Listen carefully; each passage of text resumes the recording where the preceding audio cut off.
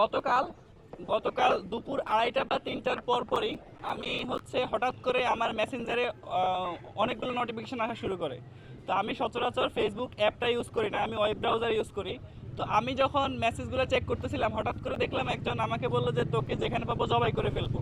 তো আমি বিষয়টা একদমই বুঝতে পারি নাই। আমি ওকেই জিজ্ঞেস করেছিলাম যে কি হয়েছে। তখন সে আমাকে বলছে যে আমি নাকি আমাদের বর্তমান প্রধানমন্ত্রী তারেক রহমান এবং তার কন্যাকে নিয়ে একটি ফটোগ্রাফ আমি নাকি ছড়িয়েছি এআই জেনারেটেড। তারপরে আমি তাকে বলেছিলাম যে আমি যেটা ছড়িয়েছি এটার কোনো এভিডেন্স থাকলে দাও, আমার পোস্টের লিঙ্ক দাও। তখন সে আমার কোনো পোস্টের লিঙ্ক দেয় নাই, সে এমন একটা পোস্টের লিঙ্ক দিয়েছে যেটা আমাকে যেটা দেওয়া হয়েছিল সেটা একটা ছাত্রলীগ কর্মীর পোস্ট থেকে সেটা দেওয়া হয়েছিল। তার প্রেক্ষিতে আমি বলেছিলাম যে আমি এরকম কোনো পোস্ট করিনি, আর এখানে যে ছবি এবং নাম ব্যবহার করা হয়েছে সেটা আমার, তবে জিনিসটা পুরোপুরি এডিটেড। তো এর প্রেক্ষিতে কিছুক্ষণ পরেই আমার মেসেঞ্জারে অনবরত হুমকি আসতে শুরু করে। আমি তাৎক্ষণিকভাবে আমার ফেসবুকের ওয়ালে জিনিসটার ক্লারিফিকেশন দিয়েছি যে আমার ছাত্রদলের বন্ধুরাও জানে আমার মন মানসিকতা কীরকম। এরকম নিন্দনীয় একটা কাজের সাথে যে আমি যাব না, আমি করতে পারি না, এটা তারাও বুঝবে। তারপরেও অনবরত যখন আমার লাইভ থ্রেট আসে, তখন আমি চিন্তা করলাম জিনিসটা আমার জীবন নাশের একটা হুমকি হিসেবে আমি শাহবাগ থানায় জিডি করা উচিত। এবং আমি তৎক্ষণাৎ 6টার দিকে শাহবাগ থানায়, 6টার পরে শাহবাগ থানার দিকে মুভ করি। এবং শাহবাগ থানায় গিয়ে আমি যখন প্রাথমিকভাবে তাদেরকে জানাই, তারা প্রথমে জিনিসটাকে খুবই হীনমন্যতার সাথে, তারা গুরুত্ব না দিয়ে সময় ক্ষেপণ করার চেষ্টা করে। এক পর্যায়ে মাগরিবের পরবর্তী সময়ে আমি দেখি যে আমরা তখন শাহবাগ থানার যিনি ওসি ছিল অপারেশন, তার রুমের সামনে ছিলাম। এ পর্যায়ে দেখি যে ছাত্রদলের বিশ্ববিদ্যালয় নেতা সাহসের নেতৃত্বে একদল উগ্র মব, তারা দৌড়ে থানার ভিতর দিয়ে ঢুকে এবং তারা হন্যে হয়ে খুঁজতেছিল আমাকে।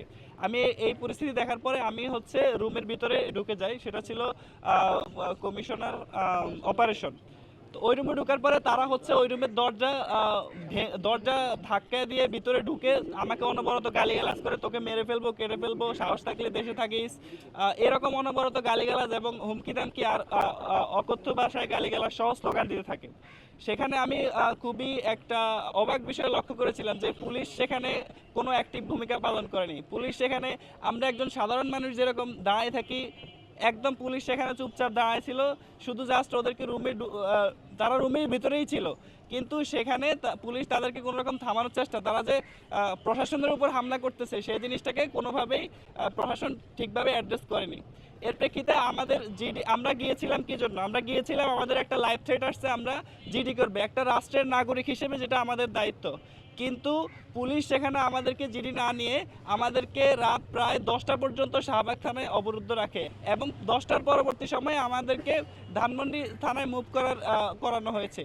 এর পূর্বে আমরা দেখেছি যে আমরা যখন ওখানে অবরুদ্ধ হয়ে পড়ি এবং ছাত্রদলের মব অনবরত সেখানে হাঙ্গামা করতে থাকে, তার প্রেক্ষিতে বিশ্ববিদ্যালয়ের ডাকসুর প্রতিনিধিরা গিয়েছিল আমাদেরকে যাতে সাপোর্ট করতে পারে, যাতে আমরা জিডিটা ঠিকমতো করতে পারি সেটা দেখার জন্য।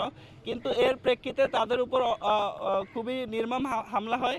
আমরা জানি যে আমাদের ডাকসু প্রতিনিধি এবি জুবায়ের এবং মোসাদ্দেক সহ আরও অনেকে আহত হয়েছিল।